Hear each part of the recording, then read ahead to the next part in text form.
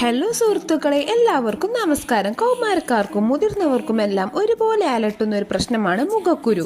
മുഖക്കുരു വന്നാൽ അത് മാറ്റാൻ നമ്മൾ പല പരീക്ഷണങ്ങളും നടത്താറുണ്ട് അല്ലേ? എന്നാൽ ഇന്ന് നമ്മൾ ചർച്ച ചെയ്യുന്നത് ശാസ്ത്രീയമായും പ്രകൃതിദത്തമായും മുഖക്കുരുവിനെ എങ്ങനെ പടിക്ക് പുറത്താക്കാം എന്നതിനെ കുറിച്ചാണ്.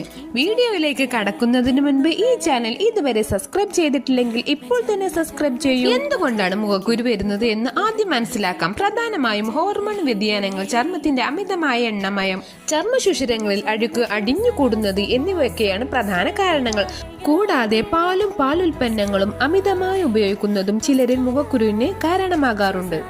ഇനി നമുക്ക് ചെയ്യാൻ കഴിയുന്ന ചില കാര്യങ്ങൾ എന്തെല്ലാമെന്ന് നോക്കാം. വീര്യം കുറഞ്ഞ ഫേസ് വാഷ് ഉപയോഗിച്ച് ദിവസവും 2 നേരം മുഖം വൃത്തിയാക്കുന്നത് അഴുക്കും എണ്ണമയവും നീക്കാൻ സഹായിക്കും. ആര്യവേപ്പിലയിട്ട് തിളപ്പിച്ച വെള്ളം ആറിയ ശേഷം മുഖം കഴുകുന്നത് അണുബാധ തടയാനും മുഖക്കുരു കുറയ്ക്കാനും വളരെ നല്ലതാണ്. ശുദ്ധമായ തേൻ ഒരു മികച്ച ബാക്ടീരിയ നാശിനിയാണ്. ഉറങ്ങുന്നതിന് മുൻപ് മുഖക്കുരുള്ള ഭാഗത്ത് തേൻ പുരട്ടി രാവിലെ കഴുകിക്കളയുന്നത് മികച്ച ഫലം നൽകും. എണ്ണമയമുള്ള ചർമ്മമുള്ളവർക്ക് മുട്ടയുടെ വെള്ള പുരട്ടുന്നത് അമിതമായി എണ്ണമയം നീക്കം ചെയ്യാൻ സഹായിക്കും. വെയിലത്ത് ഇറങ്ങുമ്പോൾ സൺസ്ക്രീൻ ഉപയോഗിക്കുന്നത് ചർമ്മത്തിന് സംരക്ഷണം നൽകുകയും പാടുകൾ വരാതിരിക്കാൻ സഹായിക്കുകയും ചെയ്യും. ഏറ്റവും പ്രധാനപ്പെട്ട കാര്യം, മുഖക്കുരു ഒരിക്കലും നഖം കൊണ്ട് ഞെക്കി പൊട്ടിക്കാൻ പാടില്ല. ഇത് അണുബാധ കൂടാൻ, മുഖത്ത് കറുത്ത പാടുകൾ വീഴാനും കാരണമാകും.